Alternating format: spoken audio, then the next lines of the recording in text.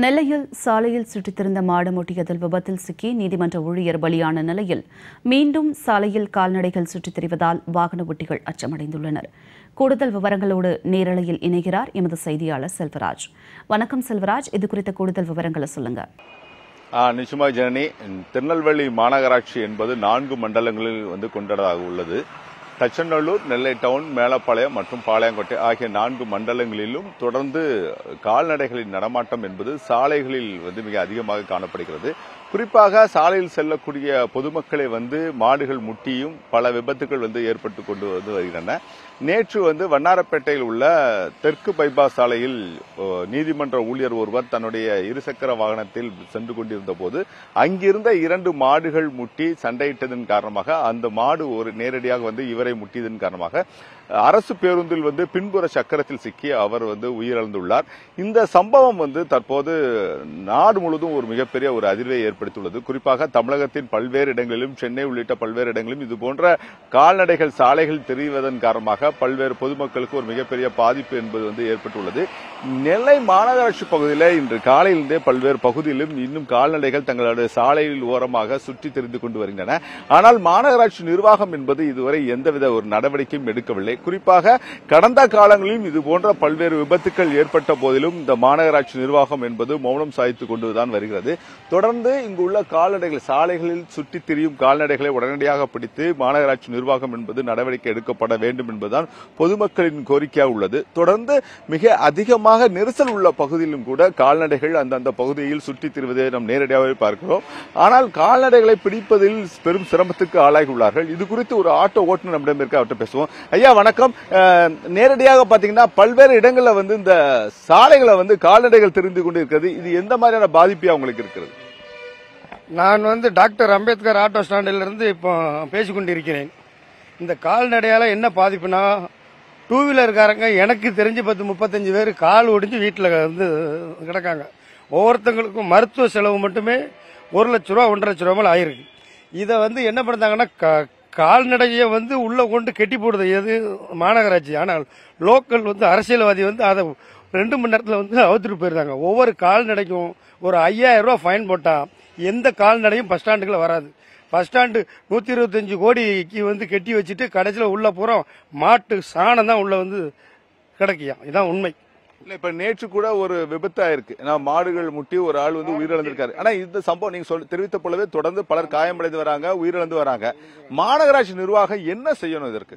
இது மாநகராட்சி நிர்வாகம் நான் சொன்ன மாதிரி எந்த கால்நடை வந்தாலும் ஒரு மாட்டு மேல 5000 ரூபாய் ஃபைன் போட்டா அந்த மாட்டுக்காரன் அந்த மாட்டை வெளியே அவுத்து விட மாட்டான். இதுதான் தீர்வு. இதுல லோக்கலுடைய அரசியல்வாதிகள் தலையீடு இருக்கக்கூடாது. ஏன் மாடு, ஓன் மாடு, ஏன் ஜாதிகார மாடு, என்னுடைய கட்சிக்கார மாடுன்னு சொல்லி அவுக்கக்கூடாது. சென்னையில் கூட ஒரு 5-6 மாசத்துக்கு முன்னாடி ஒரு பள்ளிக்கூடத்துக்கு போன பொண்ணை ஒரு மாடு எப்படி முட்டுச்சு. அப்போ திருநெல்வேலியில் இந்த மாடு முட்டாதுங்கிறதுல என்ன இது இல்லை. இதை மாநகராட்சி நிர்வாகம் ரொம்ப ஸ்ட்ராங்கா எடுத்தா நல்லா இருக்கும். இல்ல, தொடர்ந்து இந்த மாடுகளை இது போன்ற மாடுகளை பிடித்து வைப்பதற்காக மேலப்பாளையத்தில் கூட ஒரு 96 லட்சம் ரூபாய் மதிப்பீட்டில் ஒரு இது அமைக்கப்பட்டிருக்கு மாநகராட்சி. ஆனா தொடர்ந்து மாடுகள் இன்னும் சாலை ஓரத்தில் இன்னும் திகழ்ந்து கொண்டுதான் இருக்கு. காலையில இருந்தே பார்த்துட்டு இருக்கோம், நிறைய போயிட்டு இருக்கு. ஆமா, ஏன்னா என்ன இல்ல 10 வண்டி கவுந்திருக்கு அதிகாலையில. இந்த மாடால 10 வண்டி கவுந்து ஒவ்வொருத்தரும் கடை வாங்கி அந்த வண்டியை வேலை பார்த்து கால் ஒடிஞ்சு வீட்டில் இருக்கும். இதான் உண்மை. ஒரு மாடு, ஒரு கருப்பு கலர் மாடு ஒரு 5:30 மணிக்கு ரோட்ல படுத்து கிடந்தா எங்களுக்கு எப்படி கண்ணு தெரியும்?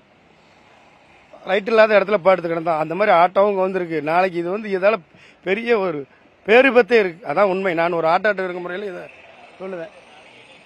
இல்ல, தொடர்ந்து இது போன்ற நடவடிக்கைகளை அரசு என்ன செய்யணும் நினைக்கீங்க? இப்ப மாநகராட்சி நிர்வாகம் 5000 ரூபாய் ஃபைன் போடணும்.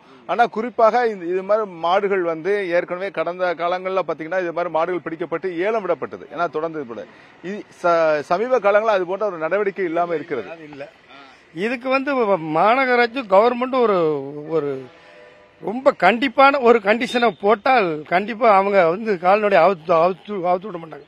கால்நடை எங்க அவுத்து விடணும்? ஒரு வயல்வெளி காட்டுல அவுத்து விடணும். பஸ் ஸ்டாண்டுக்குள்ள அவுத்து விட்டாங்க என்ன நடக்கும்?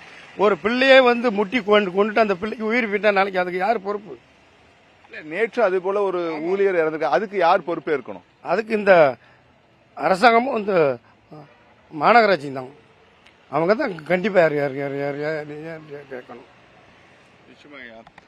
அவர் தெரிவித்தது போலவே தொடர்ந்து ஆட்டோ ஓட்டுநர்கள், பல்வேறு வாகன ஓட்டிகள் திருநெல்வேலி மாநகராட்சி பகுதியில் எந்த பகுதிக்கும் செல்ல முடியாத சூழ்நிலையாக இருப்பதாகவும் தெரிவித்துள்ளார்கள். கிட்டத்தட்ட 50க்கும் மேற்பட்டவர்கள் காயமடைந்துள்ளதாகவும் தொடர்ந்து இதுபோன்ற கால்நடைகளை சாலைகளில் சுற்றித் திரிவதன் மூலமாக பல்வேறு நடவடிக்கைகளை மாநகராட்சி நிர்வாகமும் தமிழக அரசும் எடுக்க வேண்டும் என தெரிவித்துள்ளார்.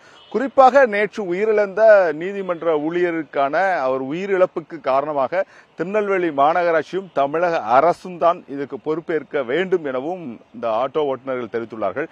இதேபோல வாகன ஓட்டிகளும் தங்களுடைய கோரிக்கைகளை வைத்துக் கொண்டு வருகிறார்கள். ஏன்னா திருநெல்வேலி மாநகராட்சி பகுதி முழுவதுமே மிகவும் நெரிசலான பகுதியாகும். ஏன்னா போக்குவரத்து நெரிசல் உள்ள பகுதியில் கூட இந்த மாடுகள் சுற்றித் திரிவதை எந்தவித ஒரு நடவடிக்கையும் எடுக்காத காரணத்தினால்தான் இது போன்ற ஒரு உயிரிழப்புகளும் பலர் தங்களுடைய காயமடைந்து வருகிறார்கள்.